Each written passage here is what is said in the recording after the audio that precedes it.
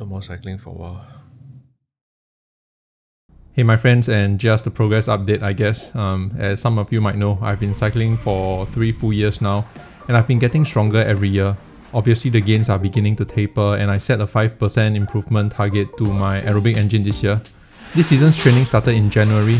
As usual, I started with strength training, and during this phase, for some reason, I tweaked my knee a little. I thought it was just a mini flare-up. I've had mini flare-ups over the past 10 years living without my ACL, so I was used to it. Every time there's a flare-up, I would rest and then it would get better after a while, not this time though. I then travelled to Japan and Korea for a workation. I would work on my base and cycle in the morning, and then return to the B&B and work remotely for the rest of the day. However, throughout this period, my knee kept flaring up. It would get better and then it would swell again. It was incredibly frustrating. I probably only got a decent block done. It's a shame because I was in such a nice environment for cycling and training.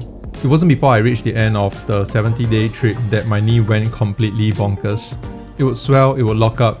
I wasn't able to get a quality ride in. I could barely walk in the final few days. Upon returning to Singapore, I immediately went to see the specialist, and the X-ray and MRI results weren't good at all. True enough, my reconstructed ACL graft was gone, just as I suspected. Furthermore, there was extensive damage to my cartilage and meniscus. And that's just from a decade of negligence and abuse. So to everyone with knee issues, don't compromise and get professional help, or else you will end up like me. Everything happened really quickly and I got the surgery done the following week. I didn't want to waste any more time. And now it's a game of patience and preservation. I was young and naive back then, and I'm gonna do it properly this time. I'm wearing a brace that controls and restricts my range of motion to 90 degrees, and this feels all too familiar.